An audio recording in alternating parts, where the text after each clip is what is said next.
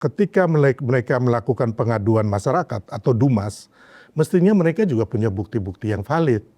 Makanya saya bilang ini konyol dan sangat ngawur, ngaco.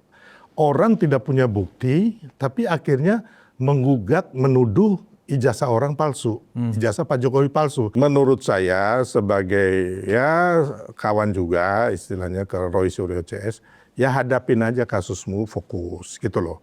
Tidak usah kalian ngoceh sana, ngoceh sini, bikin gerakan yang akhirnya menggali kuburannya sendiri. Mereka tetap akan begitu, sama seperti halnya si tukang bohong, tukang tipu namanya Bambang Tri yang membuat buku Jokowi Undercover. Udah masuk penjara, bukannya tobat ini orang ya kan, tapi masih berpegang teguh bahwa dia dikriminalisasi.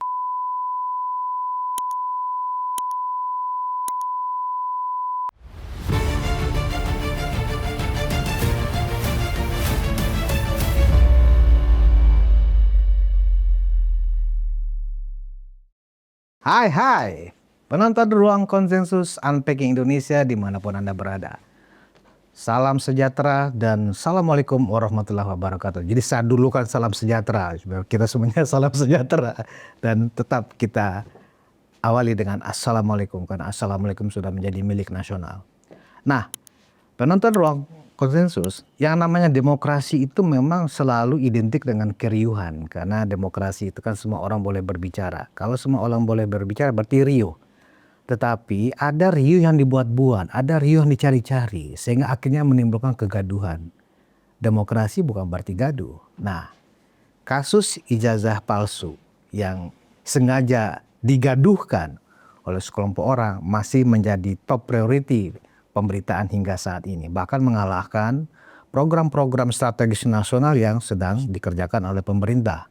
Dan ini tentu menarik untuk terus diulas. Sampai di mana kegaduhan ini akan mereka lakukan. Nah, saya sudah bersama orang yang mengawal kegaduhan ini. Jadi bukan aktor ya yang mengawal kegaduhan ini untuk segera dihentikan. Dengan Ketua Relawan Jokowi Solidaritas Merah Putih, Soulmate, Bung Silvester Mantutina. Kembali hadir di sini, Bang Silver. Terima kasih Bang Budis. Suatu kehormatan lagi buat saya untuk hadir di Ruang Konsensus Unpacking. Yes. Pertanyaan saya sederhana Bang Sil. Seperti yang tadi saya sampaikan di pembukaan. Ya. Sampai berapa lama ini Bang? Permainan ini? Maksudnya sampai berapa lama akhirnya ke pengadilan gitu? Ya. Ada tersangka, terus pengadilan. Apakah selesai? Iya. Menurut saya tidak. Tidak? Tidak. Jadi ini artinya akan bergulir terus? Akan dimainkan terus. Oh. Akan dimainkan terus. Karena saya melihat bahwa kaum tidak masuk akal ini, yang bukan kaum waras ini, akan terus menggulirkan ini karena di satu sisi yang pertama tentunya kebencian ya. Terus yang kedua adalah sakit hati karena kekalahan ya di politik, dan juga mereka juga kan tergabung dengan organisasi-organisasi yang kemarin dibubarkan, terus toko-toko yang nggak. Apa aja tuh? Kalau organisasi yang dibubarkan tentunya adalah HTI dan FPI. Iya. Ya, makanya kan kemarin Saudara Rismon dan lain-lain ke si Rizik ya. Terus kalau yang Roy mereka ini kan hanya memang kurcaci ya. Di antara 5 orang ini memang kalau kita sebut itu ada unsur sakit hati ormas yang dibubarkan oleh Pak Jokowi pada saat Pak Jokowi menjadi presiden itu ada 2 memang. Ya. Ada 2 orang memang yang menjadi salah satu vokalisnya ya. Iya. Ya. Terus kembali lagi karena kekalahan kemarin di Pilpres. Terus yang terakhir sebenarnya mereka juga ingin menghancurkan kesolidan Pak Prabowo dan Mas Gibran dan tentunya Pak Jokowi. Nah, dan mereka ingin tentunya selain itu di 2029. Kalau bisa sebelum 2029 ini Prabowo Gibran bubar ya mereka lebih happy di situ. Makanya kemarin juga kan selain ijazah palsu ini kan ada garis irisan dengan yang pemaksulan oleh jenderal-jenderal itu, matahari kembar dan sebagainya lah. Intinya bahwa ini dilakukan dengan skenario tapi yang tidak matang. gitu loh. Skenario tapi tidak matang. Ya, jadi maksudnya bohirnya atau dalangnya atau sutradaranya tidak bermain sendiri-sendiri sebenarnya. Termasuk kayak mafia-mafia yang migas, yang kemarin terus yang koruptor-koruptor itu yang ditangkap. Kita lihat bagaimana juga mereka membiayai demo-demo itu, Bang. Jadi intinya bahwa ini tidak selesai sampai hanya pengadilan. Setelah itu sampai 2029, kalau Pak Prabowo dan Pak Mas Gibran ini masih cukup solid dan Pak Jokowi, mereka akan terus. Sampai akhir usia mereka akan tetap gini, Bang, gitu loh. Jadi bagi mereka ini proyek ya? Ya, selain proyek, mereka juga beranggapan bahwa mereka yang paling benar, atau istilahnya ya orang yang punya kafling surga juga lah sebenarnya, gitu. Ya, dalam konteks demokrasi, karena kan mereka selalu kan menggunakan demokrasi sebagai basis mereka melakukan kritik, mereka melakukan protes, ya kan? Itu kan dasarnya kan demokrasi. Tetapi di dalam demokrasi kita paham bahwa ada satu juga azas bahwa tidak boleh memaksakan kehendak. Kan itu juga bagian dari ekspresi berdemokrasi. Nah, kalau kita lihat cara mereka mengartikulasikan pendapat mereka, opini mereka, atau kritik mereka, ada unsur memang sangat terlihat memaksakan kehendak. Contoh, ya kan, mereka kan menuduh ijazah Pak Jokowi itu palsu, dan UGM sebagai lembaga resmi yang mengeluarkan ijazah Pak Jokowi sudah jelas, sudah terang benderang bahwa Pak Jokowi adalah lulusan kami dan ijazahnya ada. Artinya kan itu kan harusnya selesai dong kalau sudah ada pernyataan seperti itu. Tapi kan mereka terus memaksakan kehendak. Kemudian mereka juga mengajukan laporan ke Bareskrim bahwa menurut mereka ijazah Pak Jokowi itu palsu. Kemudian Bareskrim menugaskan lab 4-nya untuk lab forensik, ya, laboratorium forensik untuk menguji. Sudah ada hasil pemeriksaan dan hasilnya adalah identik. Nah, mereka maunya ya permainan kata-kata lagi nih Bang Sil, maunya mereka tuh otentik. Identik kan bukan berarti otentik. Nah, jadi permainan diksi seperti itu mereka lontarkan sampai menolak laporan atau hasil yang dikeluarkan oleh laboratorium forensik Mabes Polri. Nah, ini kan memaksakan kehendak. Menurut Bang Sil sebagai juga bagian dari ekspresi berdemokrasi di dalam solidaritas merah putih, kita kan perlu juga mengedukasi publik. Mana sih yang sebenarnya berdemokrasi yang sehat dan mana yang memang hanya untuk mencari kegaduhan. Ya, jadi sebenarnya kalau saya melihat ini bukan sekedar berdemokrasi atau mereka melakukan bahwa mereka yang punya kehendak sendiri, Bang. Tapi kalau saya lihat bahwa ini adalah cara mereka untuk menghancurkan karakter lawan politik. Jadi bukan hanya sekedar ini kehendak mereka yang benar, itu bukan hanya itu, tapi bagaimana caranya supaya lawan politik mereka ini hancur lebur, Bang. Jadi itu makanya saya bilang tadi, nanti kan saat ini kan mereka tidak percaya ijazah Pak Jokowi asli, ya kan, terus palsu tentunya. Tapi kan mereka tidak pernah sampai saat ini mereka tidak punya bukti bahwa ijazah yang palsu itu yang mana. Siapa yang memalsukan, tahun berapa dipalsukan. Nah, itu kan belum pernah ada nih. Mereka nggak pegang bukti. Yang kedua, mereka juga tidak akan percaya hasil dari Mabes Polri, termasuk nantinya pengadilan. Dan juga tentunya UGM, terus teman-teman seangkatan Pak Jokowi yang mengatakan bahwa ijazah itu palsu. Jadi kalau kita lihat permainan kata-kata itu dilakukan untuk mengelabui masyarakat kita. Contohnya, mengelabui? Iya. Membohongi dan menipu lah, katakan begitu. Contohnya hasil daripada penyelidikan Mabes Polri itu, waktu konferensi pers oleh Dirtipidum, Pak Juhandani dan kawan-kawan itu, kita lihat bahwa Dirtipidum mengatakan bahwa ijazah yang diselidiki di laboratorium forensik itu adalah ijazah asli Pak Jokowi. Ijazah asli Pak Jokowi yang hasilnya adalah identik dengan 3 ijazah asli atau otentik daripada teman seangkatan Pak Jokowi. Gitu loh, Bang. Jadi sebenarnya kalau kita melihat kata-katanya dari Mabes Polri itu loud and clear, Bang. Gitu loh, bahwa ini ijazah asli yang diselidiki, ya kan, di lab 4, hasilnya adalah identik dengan ijazah otentik daripada 3 orang teman angkatan Pak Jokowi, gitu loh. Jadi sebenarnya itu clear. Dan satu hal lagi, kalau kita lihat waktu kemarin itu expose daripada Barreskrim, itu kan ditunjukin ada foto besar, itu ijazah fotokopi Pak Jokowi. Dan di sampingnya, di screen yang sama, itu ada foto ijazah asli Pak Jokowi, yang warna kuning itu, yang ada tinta hitam itu, Bang. Nah, itu ada di sampingnya, yang dipegang oleh Dirtibidum, oleh Pak Juhandini. Gitu. Jadi sebenarnya itu ada. Jadi sebenarnya tidak, menurut saya, ya kan, ini kan udah selesai, ya kan. Terus penyelidikan dari Mabes Polri pun sudah dikatakan di stop, atau istilahnya SP 2 lit, Bang, surat pemberhentian penyelidikan, ya kan. Jadi dan kita lihat bahwa harusnya ketika mereka melakukan pengaduan masyarakat atau Dumas, mestinya mereka juga punya bukti-bukti yang valid.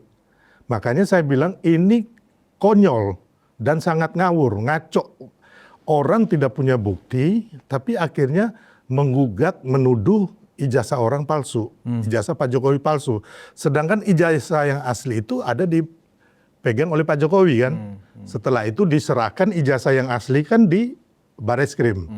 Nah, ya kan, setelah diselidiki di lapor, baru ijazah itu dikembalikan ke Pak Jokowi. Jadi sebenarnya semua prosedur itu sudah dilakukan. Jadi nggak ada yang salah di sini. Gitu loh, Bang. Tapi kembali lagi, mereka ini kan karena nggak punya bukti, ya kan, nggak punya fakta-fakta yang valid, mereka terus memainkan opini dan framing-framing yang jelek gitu loh. Tapi menurut mereka, Bang Sil, misalnya seperti yang disampaikan oleh Rizal Fadila ya, dalam press conference yang mereka gelar itu, pada saat menolak hasil lab 4 Barreskrim itu, dalam melakukan lidik itu tadi, Barreskrim tidak transparan, itu satu tuduhannya. Yang kedua, mereka sebagai yang melaporkan tidak diikutsertakan di dalam. Nah, itu gimana? Secara hukumnya gimana? Kan gini, Bang, kita harus tahu juga waktu itu, ingat nggak, Egy Sujana itu sudah dipanggil oleh Barreskrim. Ya kan, dia nggak datang, dia utus anaknya, dia bilang dia sakit. Ya kan. Jadi sebenarnya Mabes Polri sudah membuka ruang. Tapi dari pihak mereka sendiri kan yang nggak hadir gitu loh, Bang. Jadi jangan juga kita menyalahkan Mabes Polri gitu loh. Tapi intinya kan sudah dipanggil, dia entah sakit benar atau enggak kita nggak tahu, dia nggak datang, ya kan, dia kirim anaknya, Bang.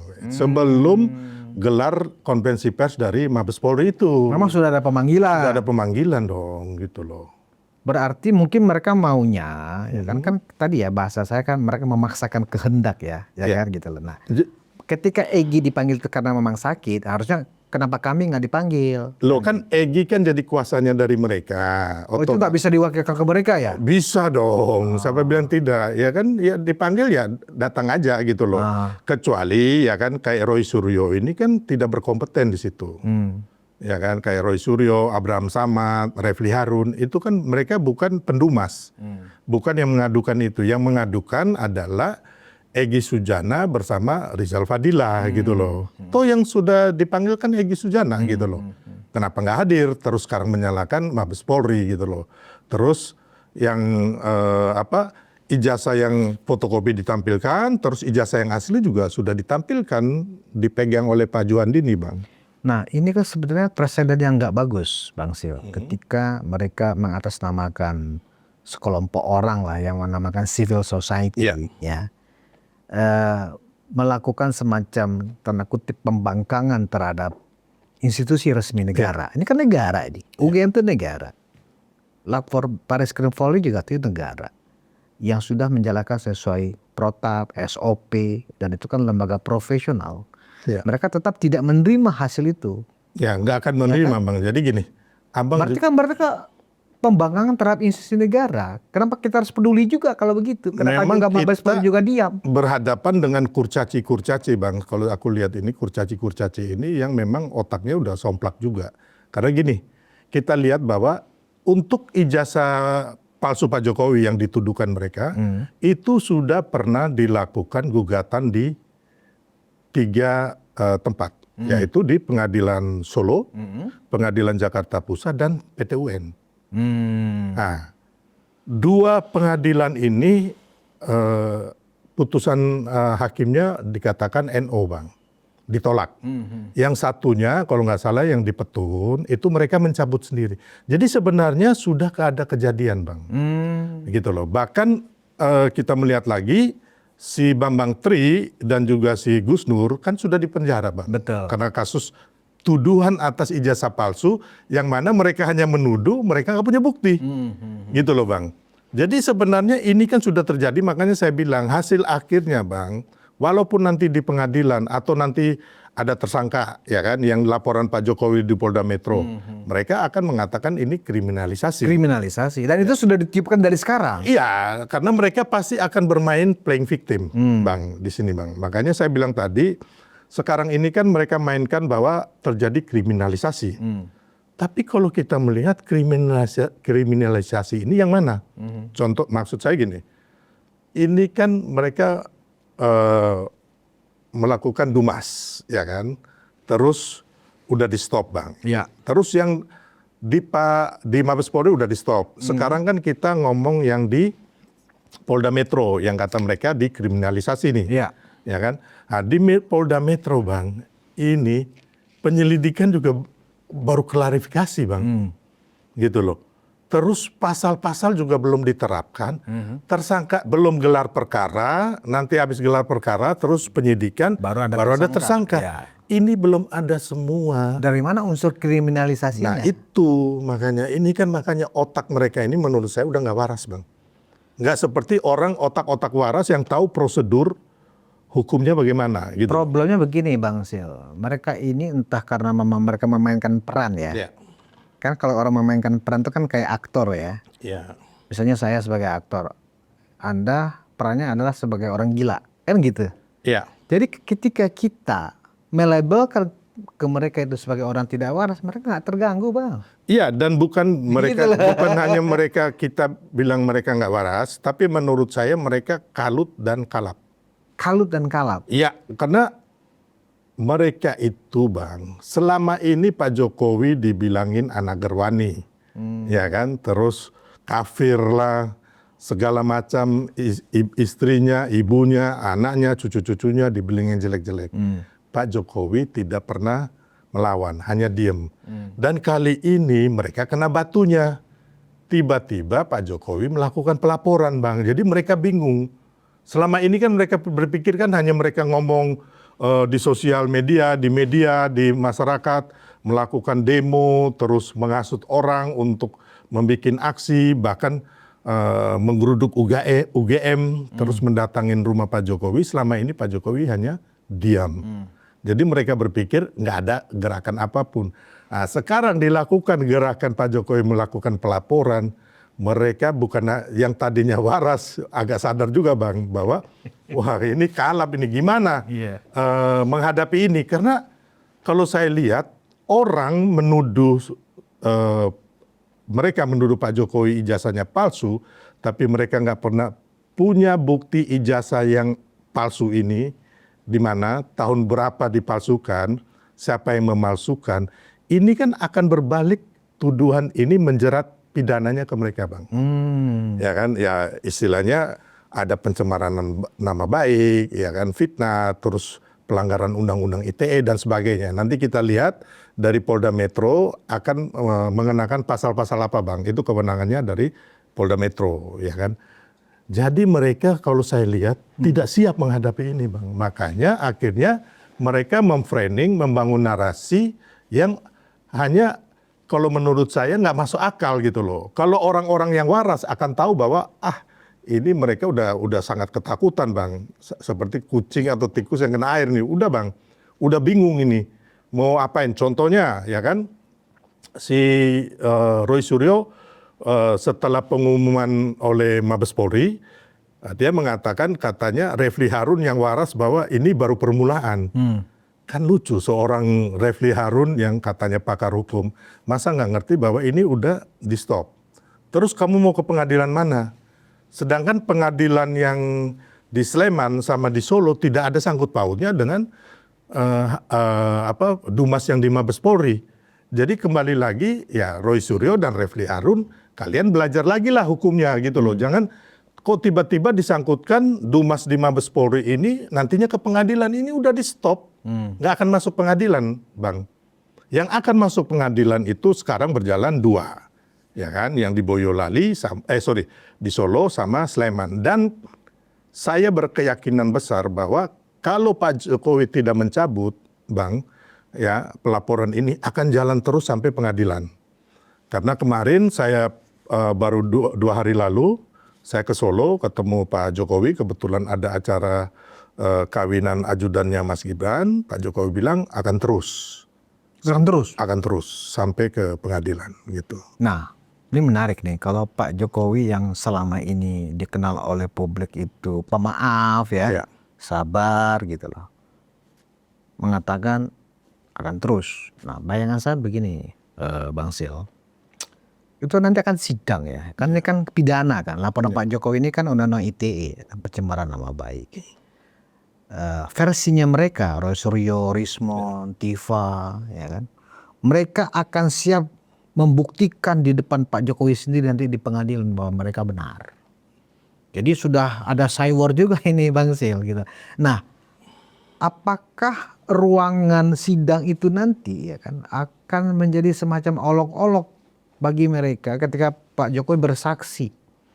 Kan nggak menutup kemungkinan mereka juga akan bertanya ya kan, apalagi misalnya nih ya, mereka kemudian memang ada tersangkanya, ya kan? Mereka akan ada di sisi orang yang diperiksa dalam persidangan. Nah, ketika saksi korban, anggap Pak Jokowi berarti saksi korban, akan diminta keterangan. Oh, nanti Pak Jokowi akan dicecer. Itu akan menjadi tontonan publik yang saya pikir orang akan sangat serius itu kan ketika Pak Jokowi di depan umum, ya kan, tanda kutip dibodoh-bodohin lah atau diserang oleh mereka. Itu gimana? Apa itu sudah diperhitungkan oleh Pak Jokowi? Ya pastinya Pak Jokowi ini kan sudah melalui hal-hal yang lebih pahit dari itu. Beliau juga sudah melawan orang-orang hebat di Republik ini dalam hal pertarungan politik, termasuk negara-negara Eropa ya. Masalah nikel ya kan, terus masalah minyak, pengambil alihan Freeport. Jadi kalau hanya menghadapi kurcaci ini bagi saya mah kecil gitu loh. Dan tidak ada masalah. Tapi nanti kita lihat hasilnya. Apa keputusan pengadilan? Ya kan? Menguntungkan mereka atau menguntungkan Pak Jokowi? Kan itu, Bang. Jadi bagi saya ini juga nanti adalah Pak Jokowi ingin melakukan pembelajaran hukum dan politik kita atau bernegara kita bahwa selama ini kalian dengan seenaknya ya kan siapapun di Republik ini kalian adu domba ya kan, kalian fitnah ya kan. Nah, sekarang ini saatnya kita sama-sama termasuk Pak Jokowi ingin mencerahkan untuk bangsa kita. Jadi resiko apapun Pak Jokowi akan ambil gitu loh Bang, demi kebaikan bangsa kita gitu loh. Nggak bisa kita membangun bangsa kita dengan cara-cara kotor seperti yang dilakukan oleh Roy Suryo CS ini Bang, gitu loh Bang. Berarti kan mereka seolah-olah akan diberi panggung itu nanti Bang Sil. Ya nggak ada masalah juga, panggungnya panggung kehancuran mereka Bang, gitu loh. Oh gitu. Abang tahu Pak Jokowi pernah 212 411. Rizik udah bikin acara hebat-hebat. Dan Pak Jokowi tinggal datang ya kan. Ya udah Rizik kau hancur sendiri lah ya kan. Akhirnya dibubarin FPI. Ya dan akan dilihatkan ya oleh Pak Jokowi ijazah aslinya.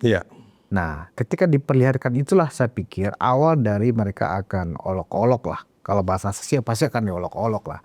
Bahwa wah itu perlu diuji dulu lah. Harus mereka bawa dulu ke ahli yang menurut mereka percaya dan seterusnya. Bagaimana? Nggak ada masalah Bang, diolok-olok ini kan Pak Jokowi kan udah sering diolok-olok, dijatuhkan derajatnya. Tapi hasil akhirnya beliau jadi presiden 2 kali, dipilih mayoritas rakyat. Kemarin mendukung Prabowo Gibran menang mutlak, Bang. Jadi ini yang kadang-kadang saya lihat lawan-lawan politik Pak Jokowi itu tidak bijaksana dan tidak sepintar Pak Jokowi. Gitu loh Bang. Jadi ya sekarang apa yang kalian tuai nanti akan kalian tabur gitu loh. Mulutmu adalah harimaumu. Nah, itu yang nanti mereka akan dapatkan setelah sidang. Nah, setelah sidang ini walaupun nanti mereka udah masuk penjara ya kan, tetap aja mereka tetap menyatakan bahwa ijazah itu palsu Bang sampai mereka meninggal. Nah, sampai napas terakhir. Jadi kalau menurut saya menghadapi orang-orang begini Bang, ya kan, kita juga nggak akan bisa merubah watak dan sikap mereka, gitu Bang. Hanya yang kita kayak saya, Abang, Pak Jokowi, kita hanya mencerahkan, ya kan, memberi kebenaran buat anak cucu kita, buat bangsa kita. Tapi kalau untuk orang-orang ini Bang, mereka jadi petualangan politik, mereka jadi pecundang di politik, sampai mati pun, sampai meninggal pun, mereka nggak akan berubah. Gitu. Terakhir yang kita lihat, baik Rismon maupun Roy Suryo ya mengatakan bahwa mereka punya bukti-bukti, mereka punya dalil ya yang nanti akan mereka buktikan di pengadilan. Dan disitulah nanti akan terlihat oleh masyarakat seluruh rakyat Indonesia bahwa Pak Jokowi memang ijazahnya palsu. Sampai statement seperti itu loh Bang Sil. Itu menurut saya itu hanya saywar, itu bohong, 100% bohong. Bukti mereka sampai hari ini saya mengatakan nol. Nggak ada bukti-bukti itu. Gitu loh Bang. Kita lihat aja kalau mereka punya bukti ya yang gelar apa namanya penyelidikan dari Mabes Polri paling nggak kan ada yang otentik ya kan atau novum-novum yang mereka punyai gitu kan nggak ada. Ya kan atau sekarang kita lihat Bang.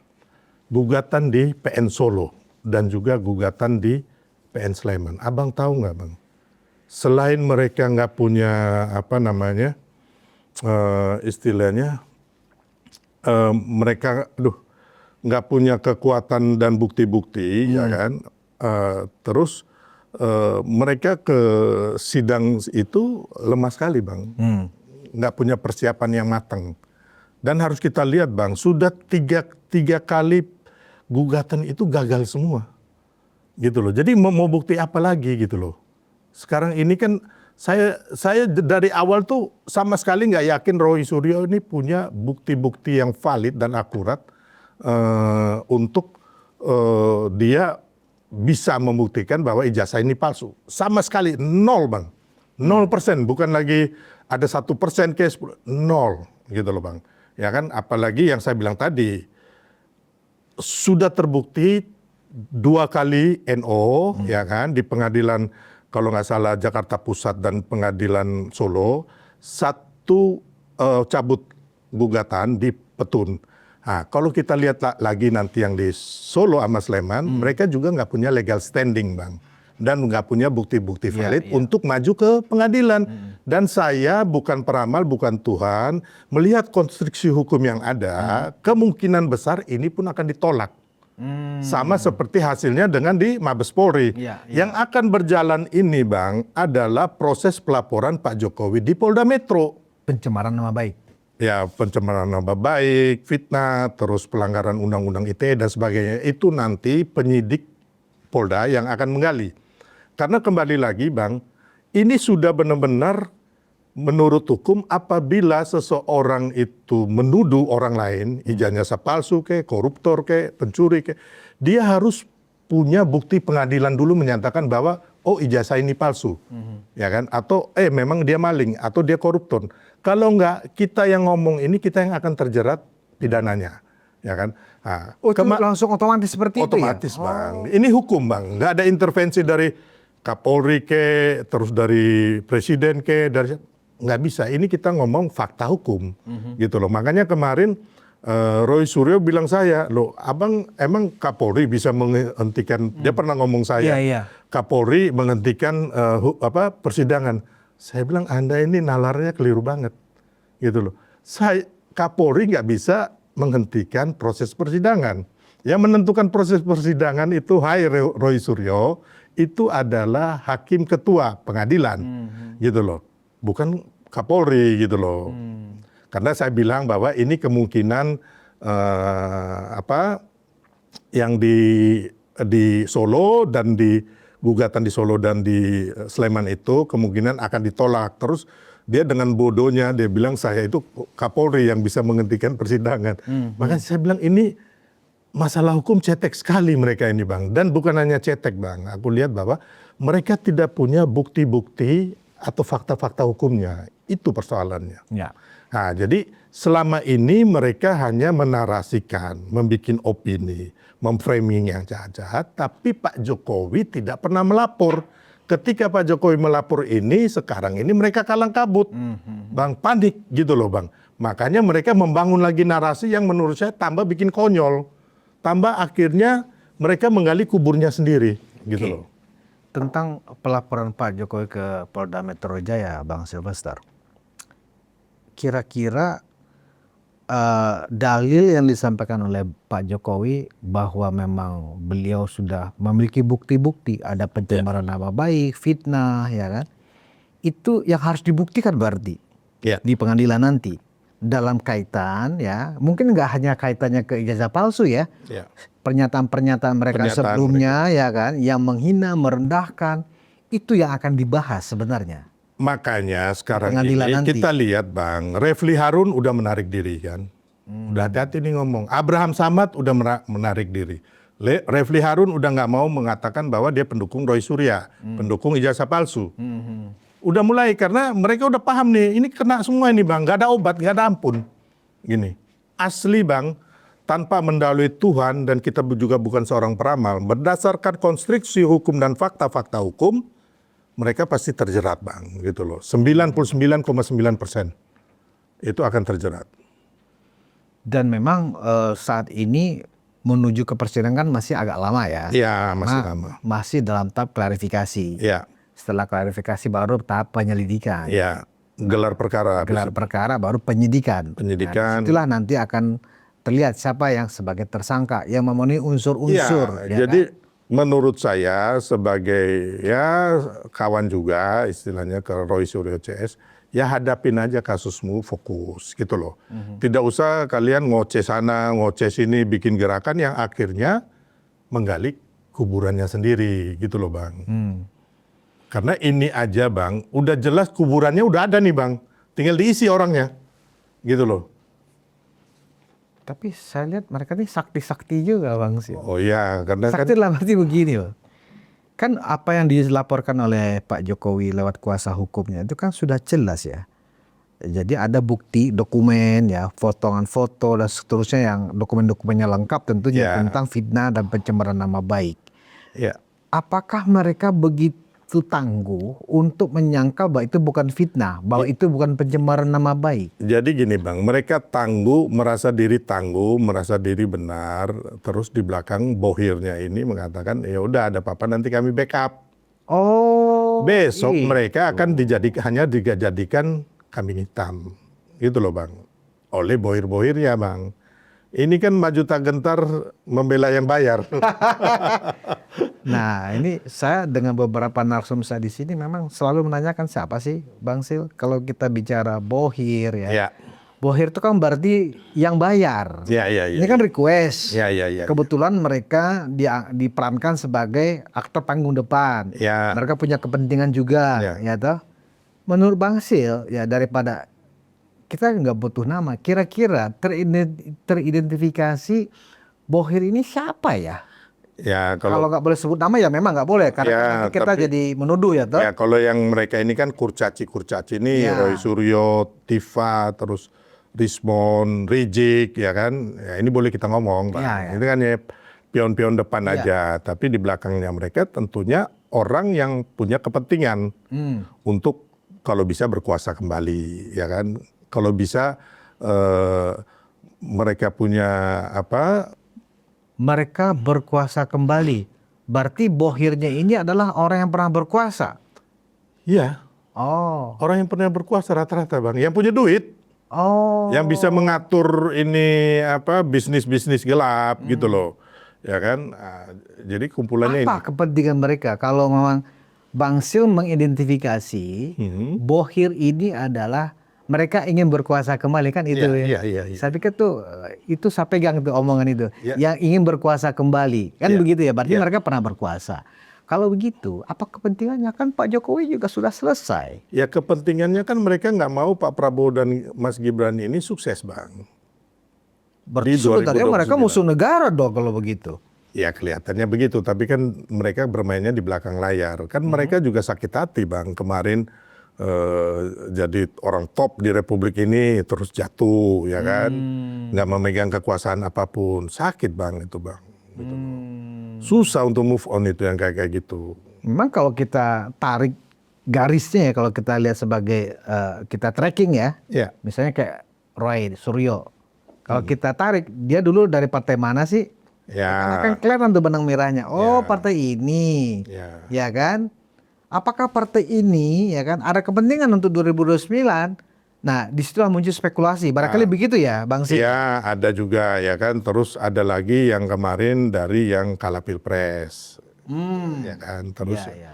yang kedua ada juga ternyata. Saya sih berani sebut nama kalau Kiva itu memang orangnya Anies. Ya, kan? kira-kira begitulah, Gitu Bang. loh. Terus ada juga ternyata kemarin ada podcaster juga ketemu sama saya. Dia mengatakan salah satu dari mereka ini, ya kan, yang 5 orang ini ternyata mau minta jabatan gitu loh. Ke Pak Prabowo. Iya, aku juga kaget. Saya bilang lah kemarin Sebelum ada sandiwara ijazah palsu iya, ini. waktu pemenangan saya sebagai wakil ketua TKN nggak pernah tahu ya dia Iya, siapa iya. ya kan? Kok bisa begitu? Saya terkaget-kaget gitu loh. Oh ternyata begitu juga gitu. Dari 5 ini, Bang. Ada di antara mereka yang minta jabatan Ya. di pemerintahan Prabowo Gibran. Ya. Sempat tersampaikan dan nggak diterima atau nggak tersampaikan? Ini kan lain beda perkara itu, Bang. Iya toh? Ya, sebenarnya nggak tersampaikan. Nggak tersampaikan berarti. Ya ini ejakulasi dini sendiri. Nah kalau nggak tersampaikan, kenapa kemudian? Jadi orangnya, Bang, yang kemarin dipanggil Polda itu aja. Saya nggak usah sebut namanya. Oh iya. Yang datang kemarin Iya. pemanggilan di Polda dari jam berapa sampai dari jam 2 sampai jam 6 malam apa jam 8 malam lah pokoknya itulah. Oh begitu ya. Ya, saya tadi malam saya kan tadi malam ada podcast kawan ini kebetulan ketemu mereka, Bang, di satu tempat gitu loh. Yang tempat itu yang mereka podcast yang katanya pelaporan tanggal 26 itu, Bang. Iya. Mereka bilang ternyata tanggal 26 itu Roy Suryo lagi pergi acara otomotif. Kiva lagi buka puasa bersama. Saya bilang ini bukan tanggal 26 itu kalian kemana-mana. Bukan. Sebenarnya Pak Jokowi itu bersama tim hukumnya ke Polda Metro Jaya itu selain membawa bukti-bukti ijazah yang fotokopi atau apa, itu ada 24 video, Bang. 24 video. Iya. Jadi kemungkinan mungkin Pak Jokowi tanggal 26 Februari itu pas nonton. Ya kan, tanggal 26 Februari. Tapi take pengambilan gambarnya ataupun dirilisnya kan sebelum tanggal 26. Gitu loh, Bang. Nah, itu kan nanti tekniknya penyelidik dan penyidik yang akan merangkai dan mengungkap semua itu. Sebenarnya begitu. Kalau saya nggak salah, yang baru diperiksa kemarin itu yang mengaku pakar forensik itu, ya kan, gitu loh. Nah, semuanya itu berarti orang bayaran ini. Iyalah, Bang. Terus mau dari mana? Duit juga mereka pas-pasan kalau aku lihat, gitu loh. Berarti bayarnya lumayan besar ini. Ya kan kayak Karena kemarin, resikonya gini, kan Bang, penjara. kayak Ya. kemarin mereka menggeruduk UGM sama Pak Jokowi pakai berapa bus Metro Mini. Dari mana uangnya? Iya dong, gitu loh. Iya. Nah, Ya kan? jadi kalau tadi kita bicara bohirnya ini adalah orang yang ingin berkuasa kembali, ya kan? Berarti ini sebenarnya politik ya, Ya. bukan murni Ini kan makanya ekspresi dari demokrasi. saya nggak usah ngomong ya ini kan? dari sudut pandang saya, tapi kita ngomong Pak Jimli Asadiki. Ya. Ya kan, mantan ketua MK mengatakan bahwa ini adalah cara-cara kotor untuk menjatuhkan lawan politik. Itu Pak Jimli yang ngomong di podcastnya Refli Harun. Oh, Gitu kejebak sendiri itu kawan. Iya, Refli Harun langsung lemes gitu. Iya kan? Ini jadi kita, ya kalau saya ngomong orang bilang, si Silver ngaco tuh ya kan. Hanya menghubungkan pasal-pasal yang nggak karu-karuan. Tapi kalau seorang Pak Jimli yang ngomong, menurut saya ya beliau juga negarawan gitu loh. Iya. Ya kan, nggak mungkin dibeli siapa-siapa beliau itu kalau menurut saya. gitu loh. Makanya si Refli Harin waktu dengar begitu lemes. Dan tentu Prof. Jimli menyimpulkan seperti Iya. itu juga bukan hanya sekedar menganalisa, pasti juga Prof. Jimli juga mendapatkan info-info yang akurat tentunya ya, gitu loh. Nah memang kita perlu mengedukasi masyarakat, Bang Sil. Iya. Betul, kita ini adalah negara demokrasi. Betul bahwa kita boleh bebas berpendapat, tetapi ketika itu memang sudah merusak kepentingan umum, ya kan, mestinya sikap kita sebagai anak bangsa, terlepas kita ada di kubu mana, harusnya kan merasa wah ini nggak usah perlu kita anggap penting lagi gitu loh. Bang, jadi Lama-lama kan kalau bahasa bertanya enak. iya, kan ini sebenarnya kan di era pemerintahan Pak Jokowi terus dilanjutkan Pak Prabowo ini, demokrasi kita sangat luar biasa. Menurut saya udah melebihi batas, ya kan? Orang dengan seenaknya bisa memaki-maki Pak Prabowo, Mas Gibran dituduh macam-macam, Pak Jokowi, bahkan mereka menggeruduk rumah Pak Jokowi, menggeruduk UGM, terus kemarin ada mahasiswa ITB, ya kan, membuat meme, ya kan, memes, Pak Jokowi sama Pak Prabowo ciuman, tapi dimaafin, Bang. Kurang apa lagi gitu loh, ya kan? Hanya sekarang persoalannya orang nggak waras, ya kan? Orang konyol, orang ngaco menuduh ijazah seseorang palsu, ijazah Pak Jokowi palsu, tapi mereka nggak punya bukti, gitu loh Bang. Nol gitu loh Bang. Hanya momen framing atau membuat opini. Tapi ketika dilaporkan balik, mereka menurut saya saat ini ketakutan dan juga kelabakan dan juga kalap, Bang. Gitu loh. Sama seperti saya andaikan bahwa seperti mereka ini seperti kucing dan tikus yang disiram air. Gitu loh Bang. Tinggal masuk ke lubang, ya tinggal kita bakar gitu loh lubangnya. Saya begini Bang Sil, saya menganggap tuduhan mereka tuh bisa kita nalar dengan baik, manakala misalnya begini. Roy Suryo anggap begitu, dia mendapatkan data atau dokumen ijazah Pak Jokowi pada saat penyerahan syarat-syarat untuk menjadi kepala daerah atau Pilpres. Dapat nih, dia mengaku saya dapat dari KPU nih. Ya, gitu kan. benar. Nah setelah saya periksa ini palsu. Palsu. Itu masih masuk akal gitu Masih loh. masuk Ya akal. kan, artinya tinggal dibuktikan mana yang asli kan gitu. Kalau ini kan nggak ada. Nggak ada, dan laboratorium forensik Mabes Polri itu meneliti ijazah Pak Jokowi yang asli, Abang.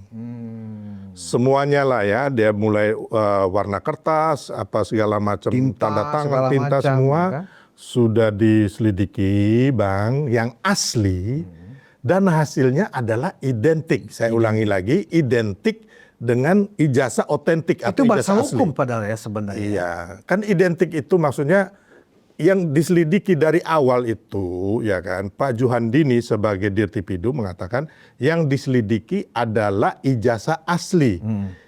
Yang diselidiki dan hasilnya identik atau sama dan sebangun dengan ijazah asli atau ijazah otentik daripada kawan-kawannya yang bertiga. Bahkan lebih gilanya lagi, Roy Suryo mengatakan jangan-jangan ijazah yang tiga ini ngaco juga karena satu kolam. Kan gila Abang. Gitu loh. Jadi dia secara tidak langsung, hanya dia permainkan kata-kata, dia juga sebenarnya menuduh bahwa ijazah tiga orang ini, teman angkatan Pak Jokowi ini juga palsu Bang. Dia bisa bangun narasi seperti itu, kan ini sakit kawan ini. Iya. Gitu loh. Kembali ke masalah Bohir tadi, Ya. Bang Sil. Bahwa Bohir itu memang ada, mereka lah sekaligus sebagai pemberi order, ya, pemberi perintah pekerjaannya ada proyek nih, ya kan. Nah, dengan latar belakang Pak Jokowi sebagai seorang mantan pimpinan nasional 10 tahun, ya kan. Mungkinkah Pak Jokowi nggak tahu siapa Bohirnya ini? Seperti yang Bang Sil tadi sampaikan. Saya sebagai seorang jurnalis pasti tahu juga Pak Jokowi. Nah, ketika Pak Jokowi kita asumsikan tahu Bohir ini, kenapa Pak Jokowi juga tidak melakukan semacam tindakan-tindakan, ya kan gitu loh Bang. Pak Jokowi tahu itulah pasti. Nggak mungkin beliau ini nggak tahu, ya kan. Dengan pengalaman, segudang pengalaman, dan kemarin beliau juga punya teman-teman yang kasih masukan Bang. Saya yakin Pak Jokowi itu sangat tahu itu. Tapi kembali lagi sebagai seorang negarawan, Pak Jokowi juga tidak asal ngomong. Kan mereka, Bang, Pak Jokowi belum pernah loh mendiskreditkan atau mengejek atau mengomong yang jahat-jahat terhadap jangankan Bohir-Bohir ini. Ke si Rizik, Rismon, Roy Suryo, nggak pernah loh Bang. Rocky Gerung yang begitu menghina Pak Jokowi nggak pernah. Gitu loh. Ngomongin mereka gitu loh Bang. Ngomongin yang jelek-jelek, nggak pernah loh. Ini orang hatinya menurut saya mulia gitu loh. Makanya ya ketika kalian sendiri mau menghancurkan orang baik, ya Tuhan juga nggak tidur. Tuhan akan menghancurkan kalian, bukan Pak Jokowi gitu loh. Ya tapi kan mestinya kan harapan dari para pendukung Pak Jokowi, ya seluruh Indonesia kan berharap bahwa ini kan sudah ada semacam skenario ya kan. Dari mantan orang yang pernah berkuasa, kalau itu istilahnya Bang Sil kan, bahwa Bohir ini adalah mantan orang berkuasa, dan juga Pak Jokowi pasti tahu si ini kan gitu loh. Tapi kok dibiarkan? Apakah memang Bang Sil sudah mendengar Pak Jokowi sudah akan ada tindakan A, B, C, D, tapi itu nanti, dan itu tidak boleh itu disampaikan? Apa seperti itu? Ya intinya Pak Jokowi mengalir aja Bang. Ya, mengalir aja. Hanya kembali lagi beliau juga punya nalar politik yang begitu tajam ya, yang saya lihat.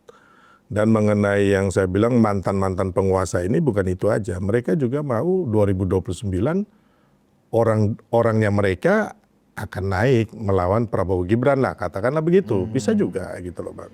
Jadi mulai dari sekarang ini karakternya Mas Gibran, Pak Jokowi, termasuk Pak Prabowo ini kan diadu domba terus, gitu loh Bang. Sampai 2029 kalau saya lihat, gitu Bang. Padahal kan Pak Prabowo itu sudah ingin merangkul semua.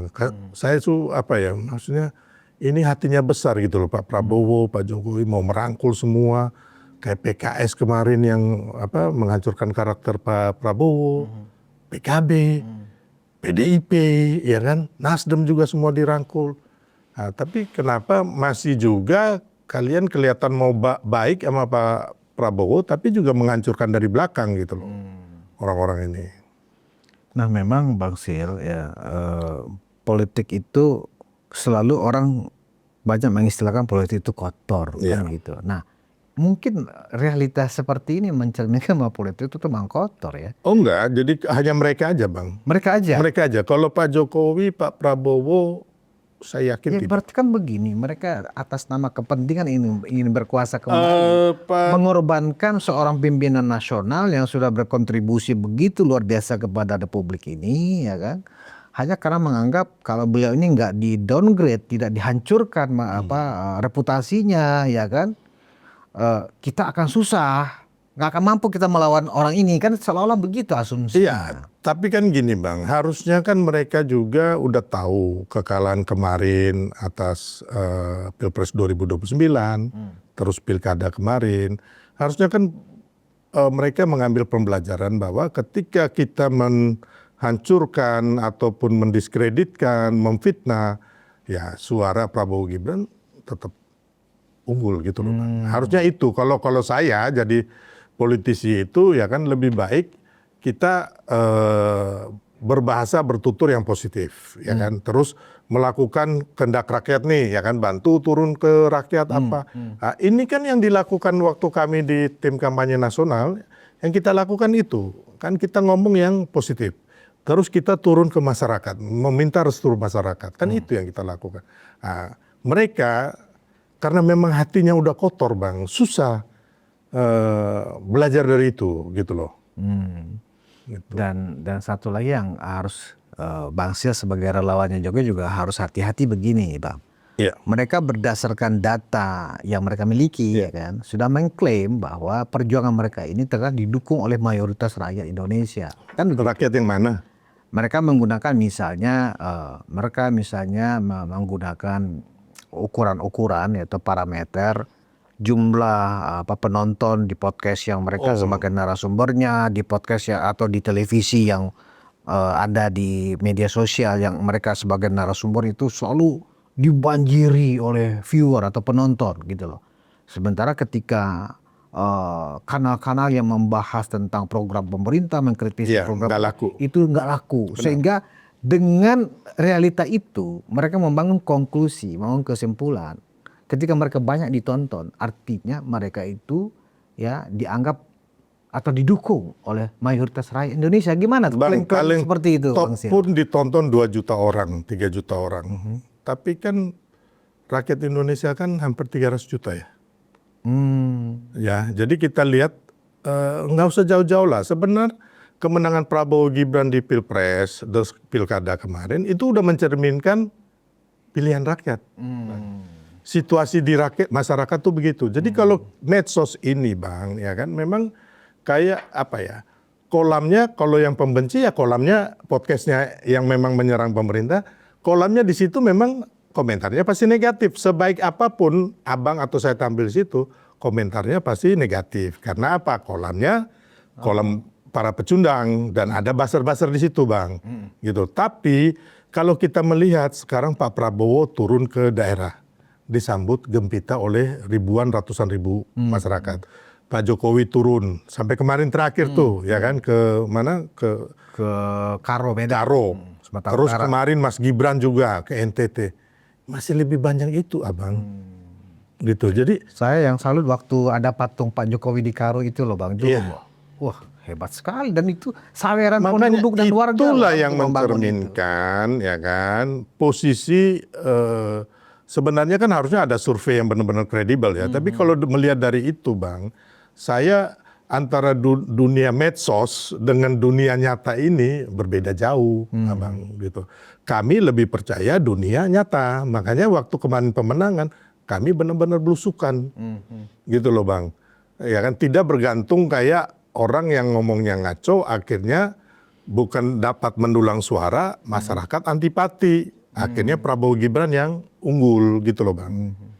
Jadi saya nggak terlalu ya kayak kita tampil di podcast ini ya dalam rangka pembenaran dan juga memberikan pencerahan buat bangsa kita.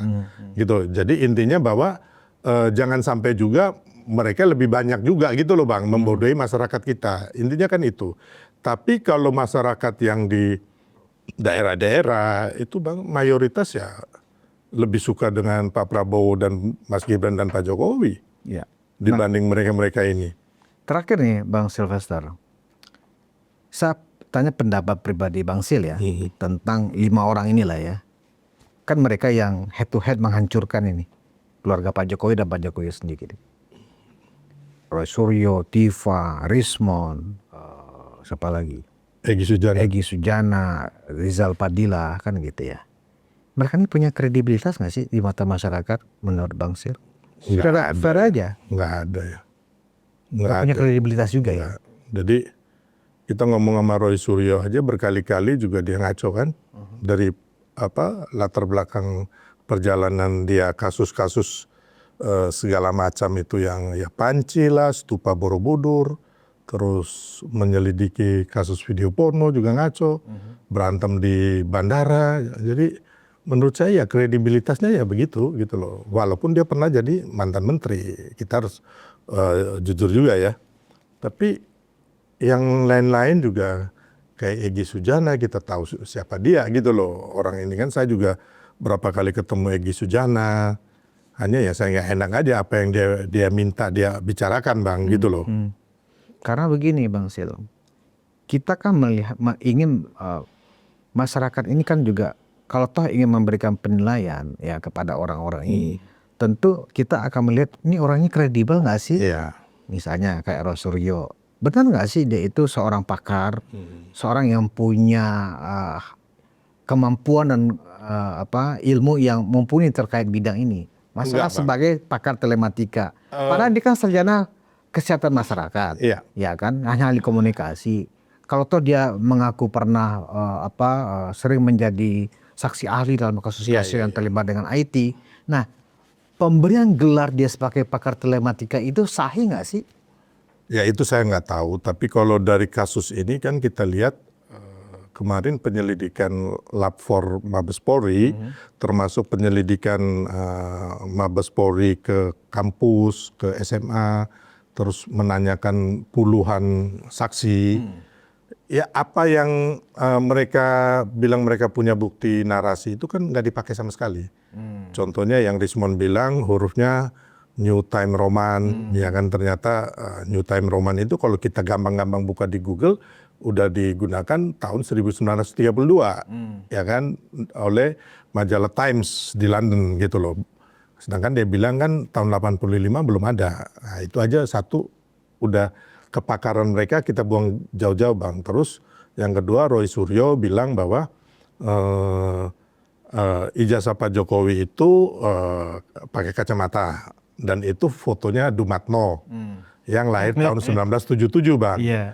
Kalau umpama ijazah ini dipalsukan tahun 1985 berarti Dumatmo itu baru umur 8 tahun.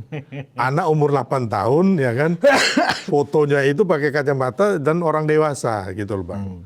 Nah, terus masalah tesis ya kan, kemarin ada lagi anak alumni teknik UGM tahun 95 kalau nggak salah, dia mengatakan bahwa memang dulu kalau untuk khusus teknik, ya teknik kehutanan kah, teknik apakah, Teknik lah ya. teknik, itu memang skripsinya itu ditulis tesis Bang. Oh. Gitu. Nah, Jadi ini Bang, pengakuan ya? pengakuan dari, dan anak ini juga fotonya itu dia pakai kacamata Bang di ijazahnya juga. Dan boleh berarti memang. Iya. Jadi Kan itu juga yang dipersoalkan itu. iya. Kan nggak boleh ijazah itu nggak boleh pakai kacamata. Iya, Walaupun iya, orang yang iya. pakai kacamata, kalau mau berfoto untuk ijazah harus lepas kacamata kan begitu. Ternyata di era itu dibolehkan. Nah, ini Bang. Khusus untuk fakultas teknik. Ini Bang. Ini, Iya. ini kan anak ini yang Oh iya pakai kacamata kacamata juga. juga, Iya. ya kan. Nah, skripsinya dia ini tulisannya tesis. Oh. Nah, ini Padahal T1 ya? ya, nah ini dia anaknya. Asli itu ya? Iya, ini tesis. Ah. Tulisannya bukan skripsi Bang. Iya. Nah, ini Pak Jokowi pakai kacamata sama. Jadi hal-hal yang dangkal begini aja, ya kan, mereka nggak bisa membuktikan. Ya akhirnya memang publik ya akhirnya Nah, yang bersuara itu. sendiri ya memberikan Gitu, Bang. informasi. Iya. Ini luar biasa memang. Dan harusnya ya kalau memang itu akhirnya menjadi sebuah laporan dari Pak Jokowi sebagai tindakan pencemaran nama baik berdasarkan bukti-bukti yang sudah ada, ya tentu juga Pak Jokowi menunjuk tim hukum itu juga kan nggak sembarangan gitu ya. Ya, makanya sekarang ini Bang, untuk kasus di Polda Metro Jaya, Roy Suryo dan kawan-kawan harus benar-benar mencari ahli, ya kan, ataupun pengacara yang benar-benar hebat, pinter, bila perlu 1 juta orang. Gitu, Bang. Iya. Karena ini berat Bang, Iya. berat. Iya. Ya kan, hancur ini Bang. Jadi Kuburannya udah ada Bang, udah ada. jadi dugaan Bang Sil Iya. karena juga berlatar belakang advokat, Iya. secara hukum sulit mereka mengelak dari laporan Pak Jokowi pencemaran nama baik fitnah itu ya. Iya. Sulit untuk menghindar. Sulit Bang. Iya. Dan sepertinya memang mereka sudah siap Bang. Iya. Dan tentu kita berharap kalau sampai ini terjadi. Sudah siap hancur ya. Siap hancur. Nah bayangan saya begini. Pasti mereka akan banding dan seterusnya. Ya kan. Banding sampai ke kasasi dan seterusnya. Saya menduga memang ini nggak akan selesai ketika pengadilan tingkat pertama ketok palu vonis mereka bersalah dan masuk misalnya. Mereka pasti akan banding dan kita siap-siap menunggu narasi apa lagi yang mereka Ya, akan kalau kita lihat ungkapkan. mereka tetap akan begitu. Sama seperti halnya si tukang bohong, tukang tipu namanya Bambang Tri yang membuat buku Jokowi Undercover. Udah masuk penjara, bukannya tobat ini orang ya kan, tapi masih berpegang teguh bahwa dia dikriminalisasi. Gitu loh Bang. Jadi sekarang masih keluar-keluar lagi ya kan. Nah, nggak apa-apa, kalau menurut saya sih gabung lagi aja sama Roy Suryo CS. Biar makin hancur lagi Bang gitu loh. Baik, Bang Sylvester Matutina, kita menunggu proses hukum ya. Iya. Dan tentu publik, kalau saya sih menghimbau kita siap-siap aja ini sebuah tontonan aja akhirnya. Iya. nggak perlu lagi kita memberikan semacam judge atau vonis bahwa Pak Jokowi begini ya kan. Yang jelas ini adalah proses hukum ya. Dan ini adalah drama. Ada lagi Satu lagi drama itu, jangan juga mencari bantuan ke luar negeri, sampai PBB segala bang. Iya. Ini baru tahap penyelidikan gitu, belum ada tersangka, belum ada pasal-pasal yang dikenakan. Kasihan kalian malu sendiri gitu loh. Apa kata dunia mengenai kalian? Bukan Pak Jokowi. Kalau Pak Jokowi udah terbukti ijazahnya asli. Gitu, Baik, bang. terima kasih Bang Sil. Penonton Ruang Konsensus Unpacking Indonesia, rakyat Indonesia mungkin masih akan menikmati drama panjang ini. Ya, yang penting adalah kita tidak memberikan penilaian-penilaian apapun sampai ada keputusan dari pengadilan. Bahwa proses ini berlanjut, mereka akan menyampaikan narasi yang tak berhenti, yaitu kita anggap sebagai tontonan saja. Tetapi kami di sini akan selalu membalancing informasi yang mereka sampaikan. Kita akan selalu mengkritisi yang mana hal-hal yang perlu untuk diluruskan. Kira-kira demikian. Terima kasih atas perhatian Anda. Kita bertemu di episode selanjutnya. Assalamualaikum warahmatullahi wabarakatuh.